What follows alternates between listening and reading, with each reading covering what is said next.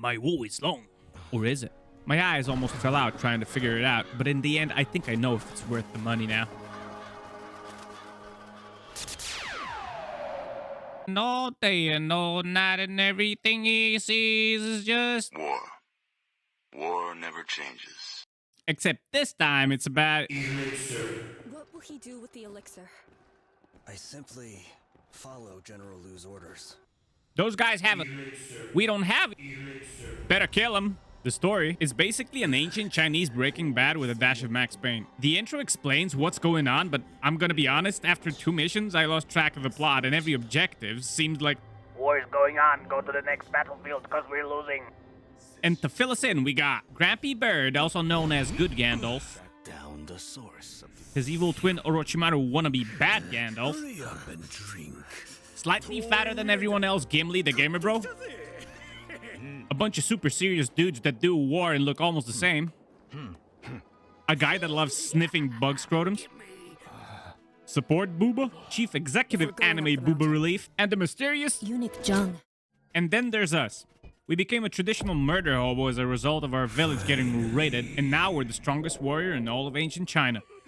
But we suffer from the Monster Hunter protagonist syndrome, which means we can only communicate with grunts and nods while doing the stupidest shit imaginable on the battlefield, like running in front of someone and making what we perceive as an intimidating pose at a giant pig demon with a dick that's twice the size of your whole body. You're so important that you don't even get a name field in the character creator, which in every other aspect is pretty amazing. The majority of the story is communicated through cutscenes and dialogue. I think that's why I don't remember any of it. This is an ill omen. Because I was busy dusting off the cringe of my headphones after being exposed to filling my dark soul with light every 15 minutes. A tiger is not so simply hunted. The Japanese is serviceable as I can't tell bad acting in an unknown language, but I found reading subtitles while trying to parry attacks just doesn't work for me. As for the Chinese dub, among a few other languages, I think I suffer from a condition similar to the one I have when I hear someone chewing. That is getting irrationally angry hearing certain sounds. In this case, all the schwung, sing, and zings. Just how my brain works. Or rather doesn't. The technical side of the game also twists my sack when every voiceover sounds like the actor was almost swallowing the mic while huffing and puffing straight into it. The environment's effects on the voices remind me of the old Realtek drivers. Weather and closed spaces either don't do anything or do too much. Super bathroom echo when the camera was looking from inside a well and all that. So this well is a secret passage. The combat sounds were nice and visceral when they worked, but then rain fell on the equipment because one wet map and I lost half the sounds for some reason. At least the music's serviceable and at times very good, even if not memorable and often reused. I bought it on PS5 because I've seen the shitstorm in the Steam comments about bad optimization and non-functioning mouse and keyboard controls. I know that it's been fashionable for the past 10 years to rip off Dark Souls, but maybe let's not do that in the case of original PC ports. It's not a Soulslike. I think it's just the engine the game's made in. The design part isn't terrible, it just looks awfully ugly and dated. The landscapes all look very similar with a few good-looking exceptions, and the artsy-fartsy paper cutout cutscenes are pretty cool. Kinda feels like someone mismanaged the budget. Hey, remember all those not-so-unique characters you meet? Well, the devs played Elden Ring for a while and decided, you know what? These spirit summons, we're gonna do them too, but with 100% uptime.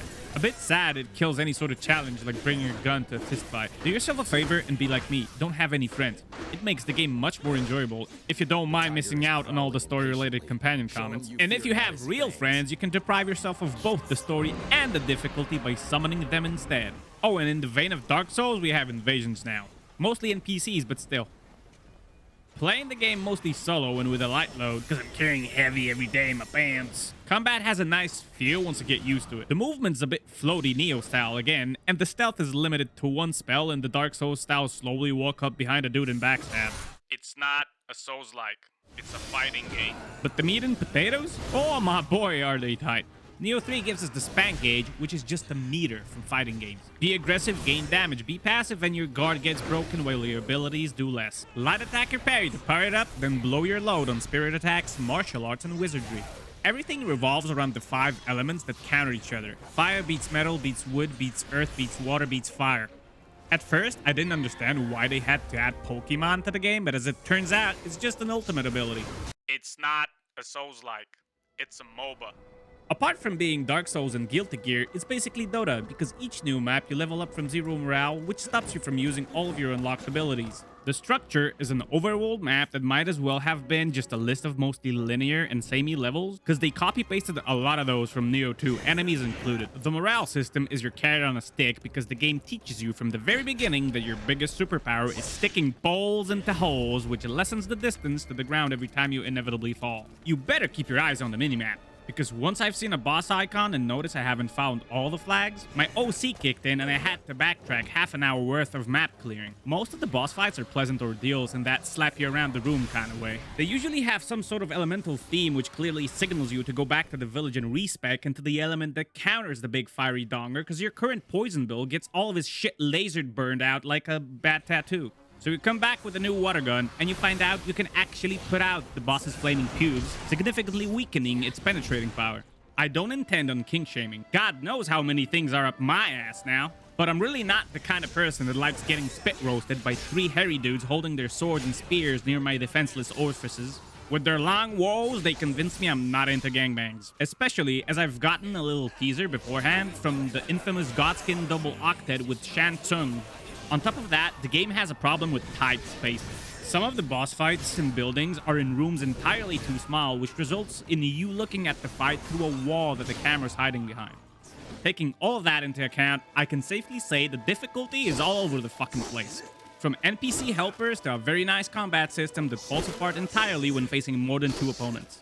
I still enjoyed the mechanical part of it, and it felt very satisfying pulling off 10 parries against a series of fast attacks in a row ending in a counter. I've had boss fights, and on first try, I've had fights consisting of me bashing my skull on the pavement for 3 hours straight. Supposedly, the game's around 40 hours, but I'm at that point and I've done maybe 65% of everything, including side stuff. I don't expect much from gaming news outlets, but I feel like this time they've just skipped all the side content, ran past everything, and let their NPC buddies kill bosses. Even if that were true, you have to consider that Nioh 2 would be measured the same. And yet I've spent more than 200 hours in that game. It's not a Soulslike. It's an action RPG hack and slash Diablo loot fiesta. The first time you complete the story, it's treated like an introductory campaign to the game. Once you get into New Game Plus, you unlock new rarities of gear, sets, and build possibilities. Difficulty spikes like the internet usage when my parents left me home alone with the computer, and many argued in the previous Nioh that this is where the true game begins. See, because this is a model lifted from games like Diablo or Path of Exile. You do the whole thing 4 times before dropping exhausted on the floor just to realize that you just unlocked the best possible gear options, and now you gotta come up with or steal a build and get all the stuff for it while the game pushes you into a speedrunner mindset. Even if you're not interested in the NG+, the game's probably worth the price they're asking. It's a good bit of fun with a tight combat system. If you're afraid that the game might be too difficult, then the NPC companions are there specifically for you. Just don't fall into a trap like I did and go into the game's maths, because optimizing gear setups is gonna clock you 500 hours without even playing the game. Comment, like, and subscribe because I'm trying to be funny. And if you would like to see more, I stream on Twitch Monday, Wednesday, Friday, European evenings, and sometimes on the weekends. Booyah!